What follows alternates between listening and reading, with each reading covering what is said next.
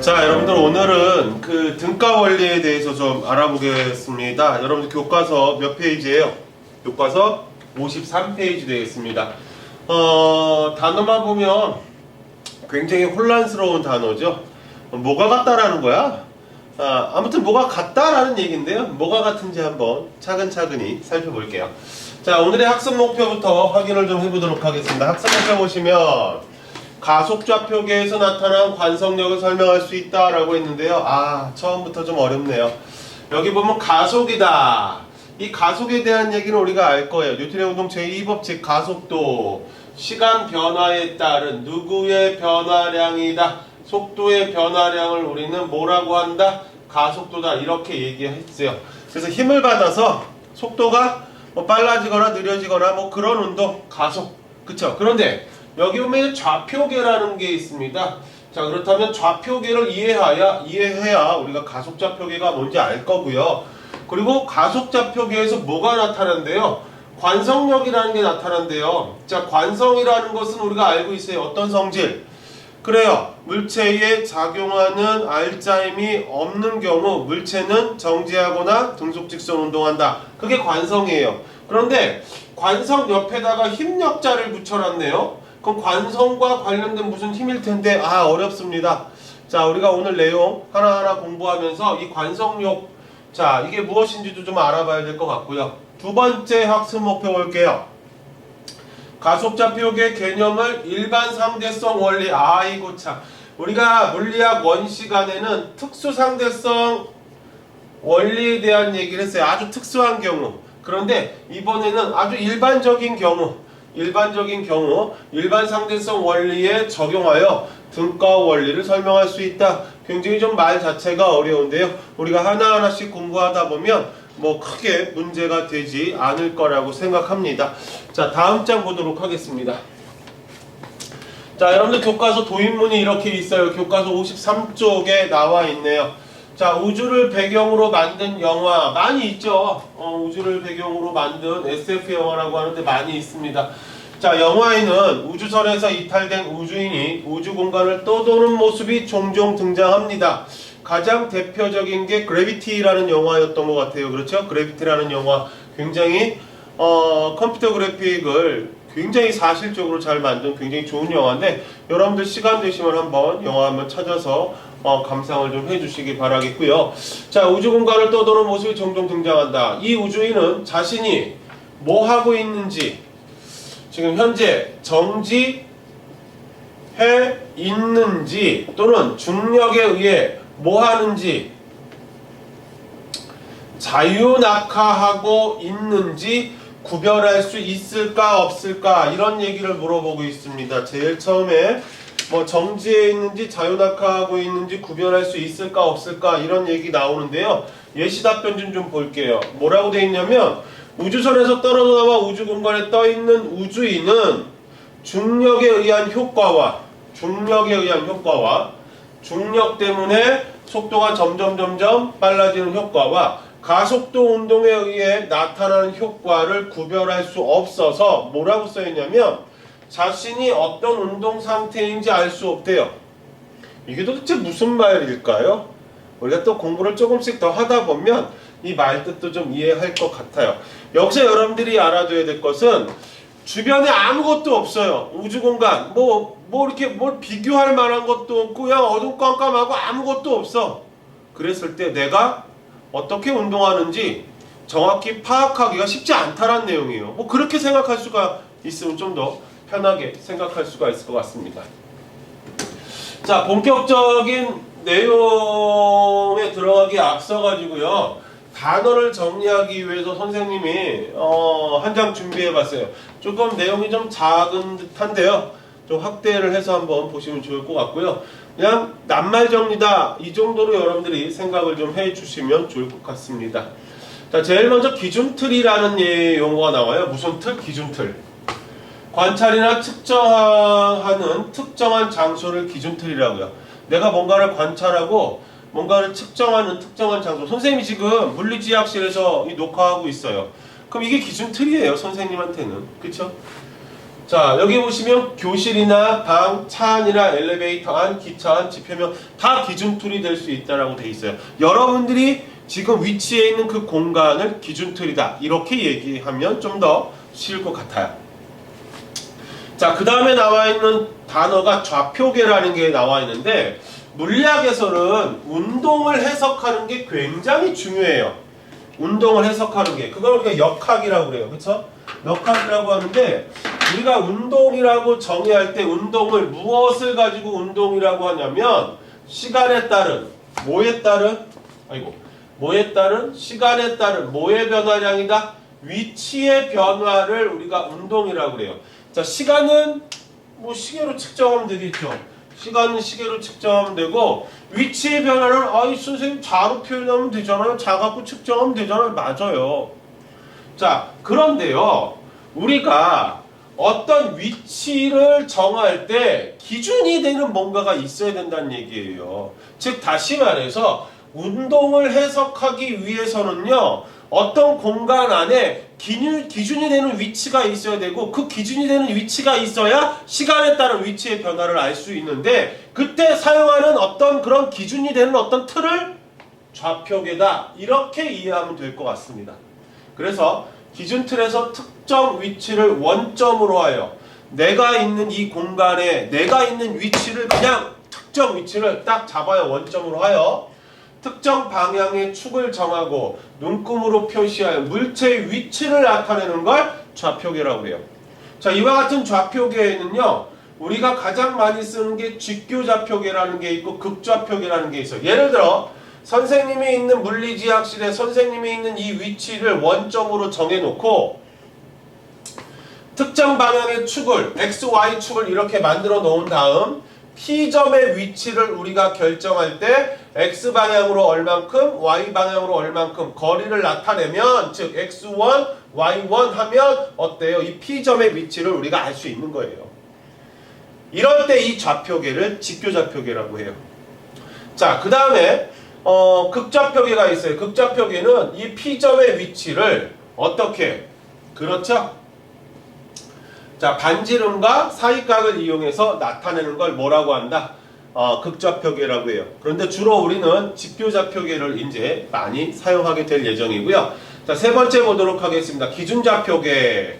기준틀에서 내가 있는 곳에서 상대적으로 운동하는 점의 위치를 나타나기 위해 정지해 있거나 움직이는 물체에 설정한 좌표계, 정지해 있거나 움직이는 물체에 설정한 좌표계를 무슨 좌표계라고 한다? 그 좌표계 중에서도 기준좌표계다.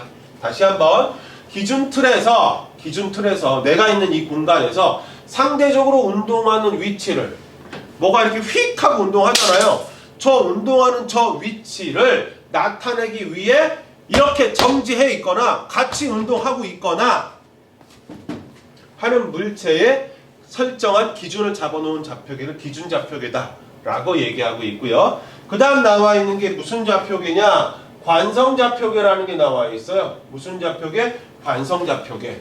자, 등속도 운동을 하는 좌표계예요. 관성좌표계를 좌표계 자체가 등속 직선 운동한다는 얘기예요. 등속 직선 운동하기 위해서 알짜임이 0이어야 돼요.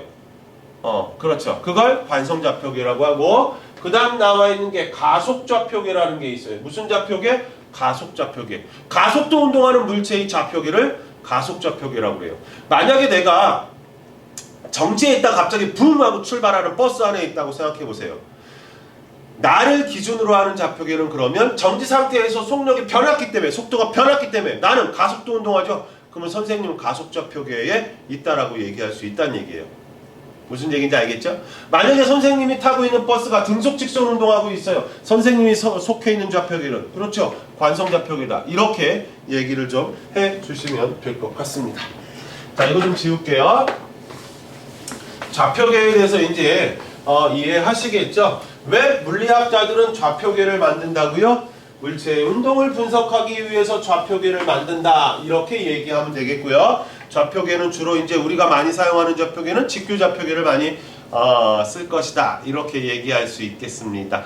이와 같은 좌표계는 기준좌표계, 그 다음 관성좌표계, 가속좌표계 이런 것들이 있다라는 것도 여러분들이 좀 눈여겨봐 주시면 좋을 것 같습니다. 자, 그렇다면 우리 교과서 내용도 하나씩 좀 정리해 보도록 하겠습니다. 정지해 있거나 등속 직선 운동을 하는 관찰자를 기준으로 하는 좌표계.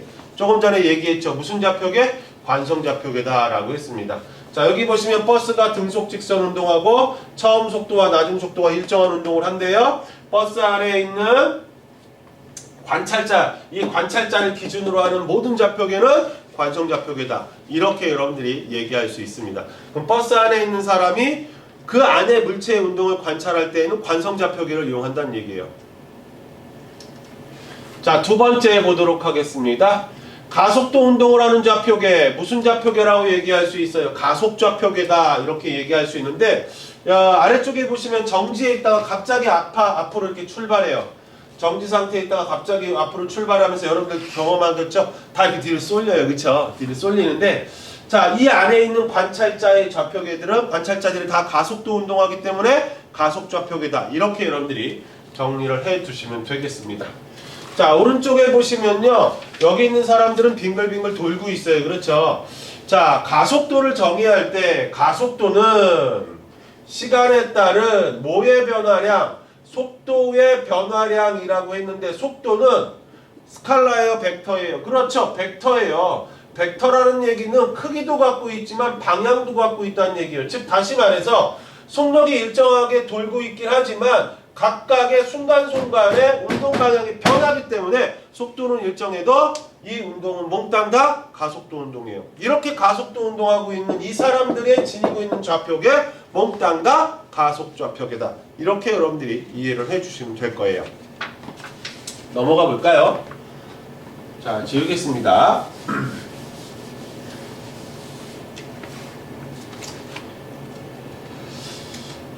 자, 여러분들 교과서 54쪽입니다. 54쪽에 해보기 내용이죠. 해보기 내용 보시면 엘리베이터에서의 몸무게를 측정한다 라고 되어 있죠.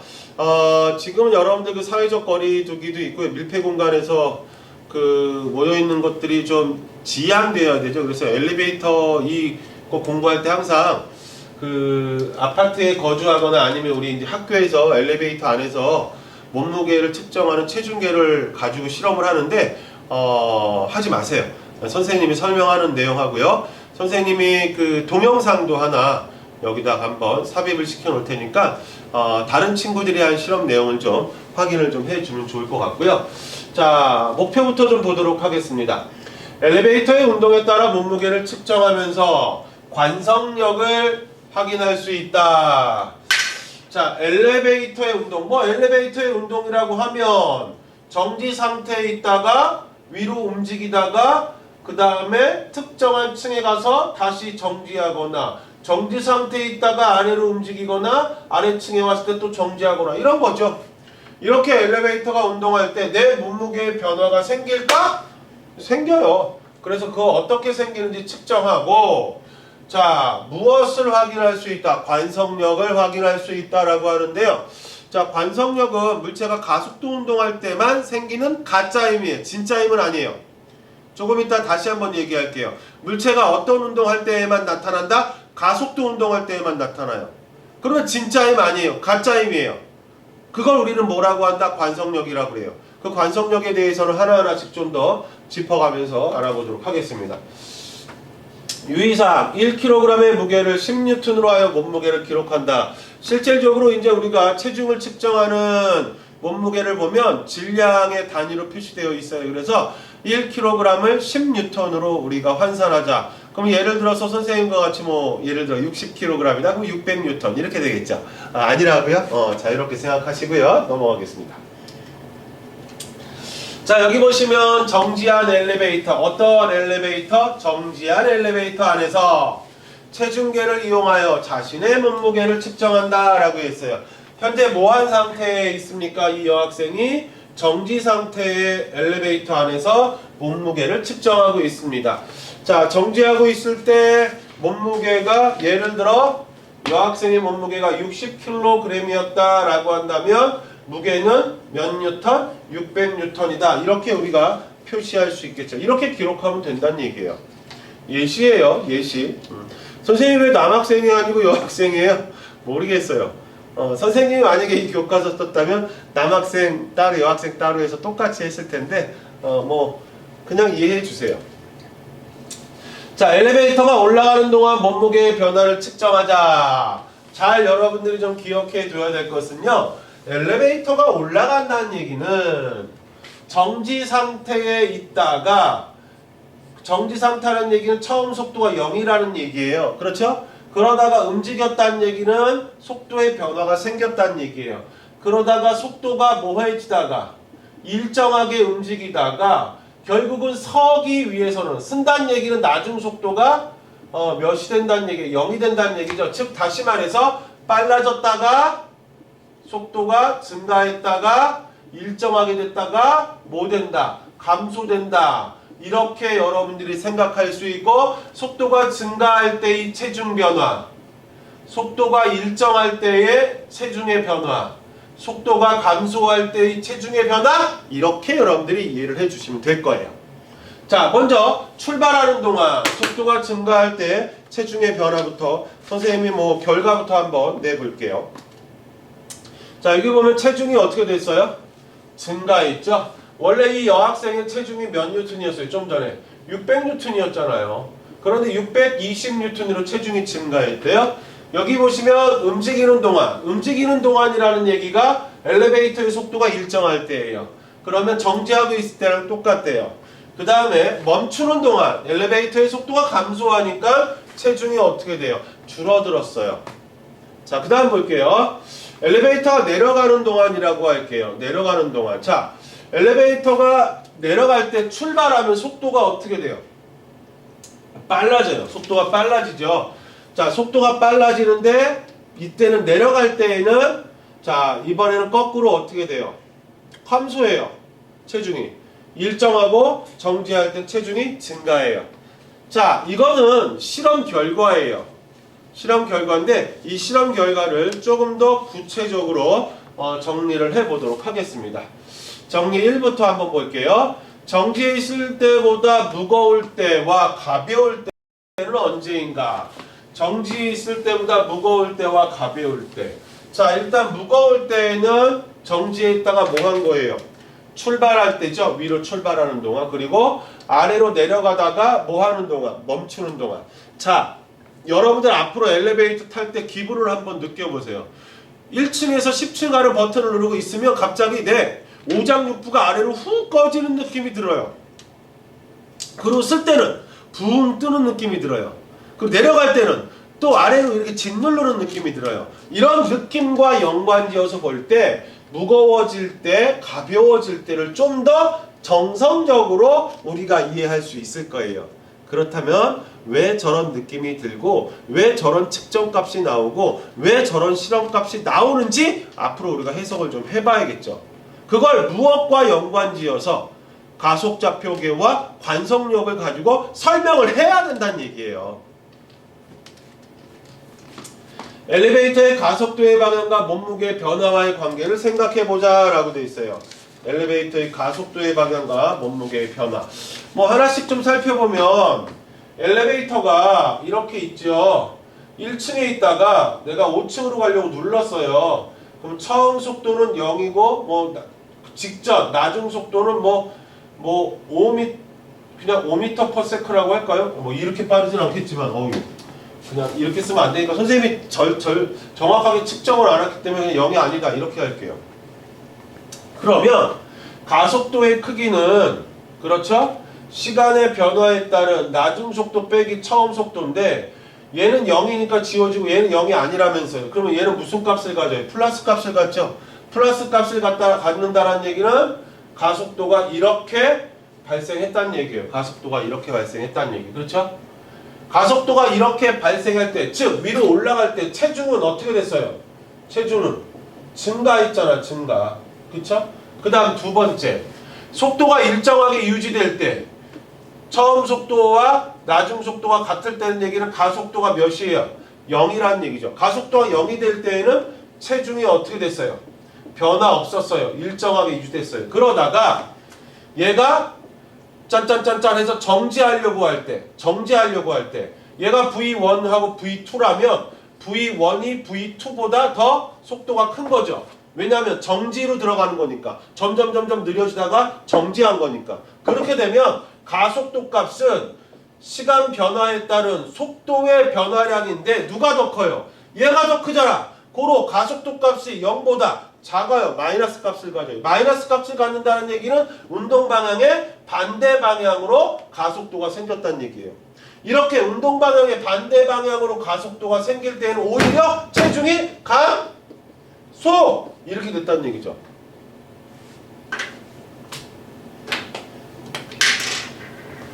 자, 사람이 이렇게 있으면요, 지구가 사람을 잡아당기는 중력이 이렇게 발생하잖아요. 그런데 중력보다, 즉 체중이 증가했다는 얘기는 이 힘 플러스 알파가 있다는 얘기야. 그리고 여기서 체중이 감소했다는 얘기는 여기서 작용하는 중력에 마이너스 알파가 있다는 얘기야. 그런데 보면 가속도가 중력의 반대 방향을 가리킬 땐 체중이 증가했어요. 그런데 가속도가 중력과 같은 방향으로 이렇게 작용할 때에는 체중이 감소했다는 얘기예요. 즉 다시 말해서 물체가 가속되는 방향의 반대 방향으로 뭔가 깎아먹는 게 생긴다는 얘기야. 체중을. 그쵸? 가속되는 방향과 반대 방향으로 뭔가 더해지는 게 생긴다는 얘기야. 그러면 그때 중력과 더해지는 게 같은 방향이 되면은 체중이 증가하는 거고, 중력과 더해지는 알파가 반대 방향이면 감소한다. 이렇게 여러분들이 이해를 하실 수가 있다는 얘기죠. 그래서 여기 나와 있는 예시글이 그 글이에요. 여기 나와 있는 예시글이 그 글인데, 예시글 잠깐만 멈춤해 놓고요, 여러분들이 확인을 좀 해 주시면 좋을 것 같습니다. 자, 그러면 이걸 이해하기 위해서 우리가 가속도의 방향과 반대 방향으로 작용하는 어떤 우리가 잘 알지 못하는 그 알파의 존재를 지금부터 좀 알아보도록 할 텐데, 그 알파의 존재를 우리는 관성력이라고 그래요. 가속도의 방향과 반대 방향으로 자꾸 나타나는 그 알파의 존재를 뭐라고 한다? 관성력이라고 하는데, 그 관성력에 대해서 알아보도록 할게요.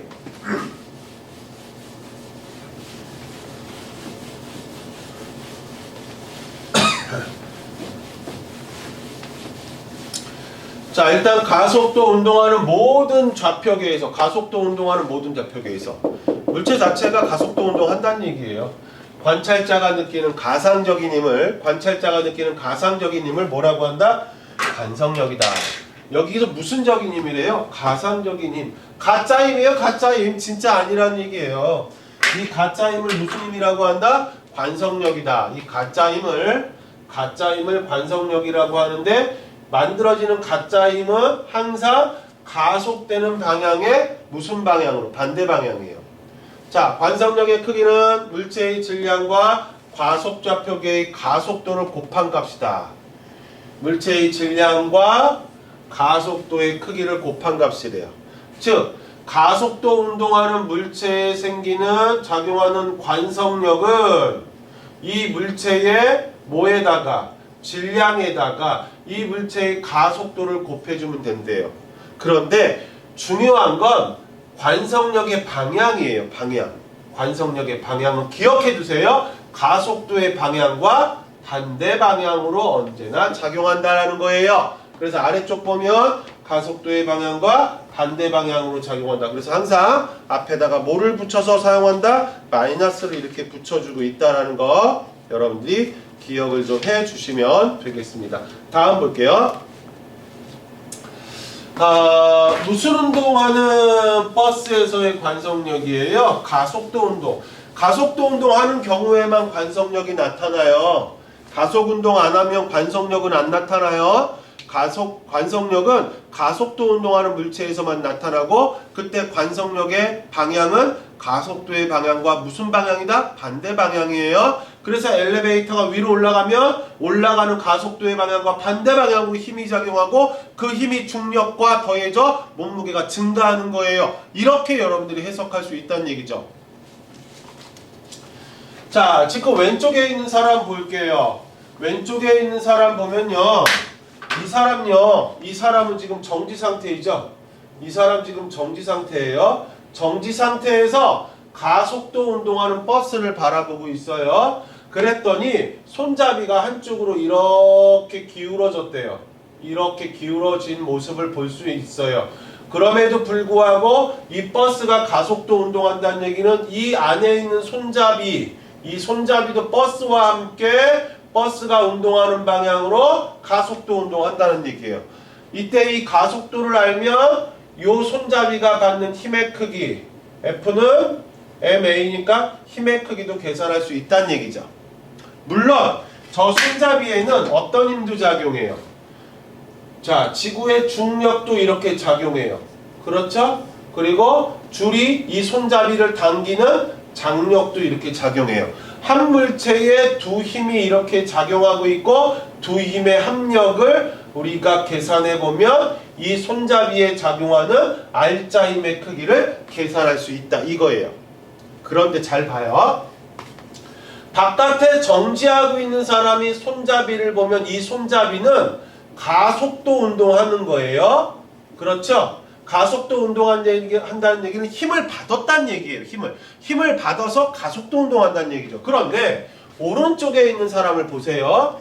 오른쪽에 있는 사람은 관찰자가 버스 안에 함께 동승하고 있는 사람이에요. 버스 안에 함께 동승하고 있는 사람이고 버스가 가속도 운동할 때 손잡이가 이렇게 기울어져 있는데 기울어져 있음에도 불구하고 이 사람의 눈에 비친 이 손잡이는 정지 상태에 있다는 얘기예요. 정지 상태. 그냥 정지한 거지. 나한테 와? 안 와? 앞으로 가? 안 가. 정지 상태에 있다는 얘기야. 그러면 잘 보세요. 일단 이 손잡이에 작용하는 중력 mg가 이렇게 있죠. 그 다음에 손잡이에 작용하는 장력 t가 있죠. 그러면 두 힘을 합성하게 되면 합력이 이렇게 작용하게 되는데 만약에 손잡이에 작용하는 합력이 요 녀석만 있다면 이 사람의 관점에서 봤을 땐 얘는 힘을 받은 방향으로 이렇게 가야 돼요. 그런데 안 가. 여기서 정지하고 있잖아. 그러면 여기서 정지하려면 이 사람의 생각대로 해석을 한다면 이 힘과 크기는 같고 방향이 반대인 어떤 힘이 여기에 존재할 것이다 라고 해석밖에 안 된다는 얘기예요. 그래야 두 힘이 상쇄돼서 R자 힘이 0이 돼서 정지하는 거예요. 그리고 과학자들은 요 힘을 뭐라고 불러주고 있다? 그래요. 관성력 이렇게 불러주고 있어요. 즉 다시 말해서 관성력이라는 힘은요. 이렇게 관성좌표계에 있는 사람한테는 안 나타난다는 얘기예요. 반드시 가속좌표계에 있는 사람에게만 관성력은 나타나고 물 좀 먹고 할까요?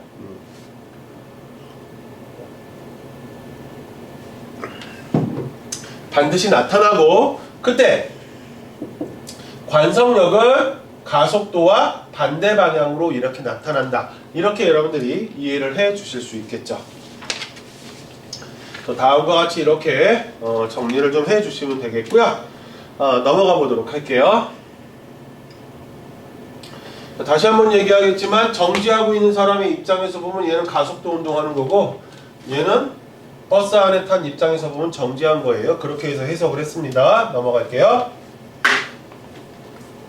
이제 엘리베이터의 운동 다시 한번 해석을 좀 해볼게요.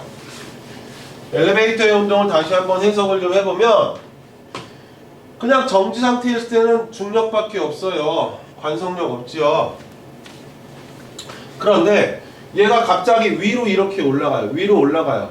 그럼 위쪽으로 가속되죠? 그럼 가속되는 방향과 반대 방향으로 관성력이 이렇게 작용한다는 얘기예요. 그럼 중력에 관성력이 더해지면 몸무게는 증가한다는 얘기예요. 그 다음 이 경우에 보면 아래로 가속되죠? 아래로 가속도가 이렇게 생기니까 가속도의 방향과 반대 방향으로 관성력이 생기는 거예요. 그러면 중력에다가 관성력을 뺀 만큼 몸무게는 감소한다. 그렇게 얘기할 수 있겠다는 얘기죠.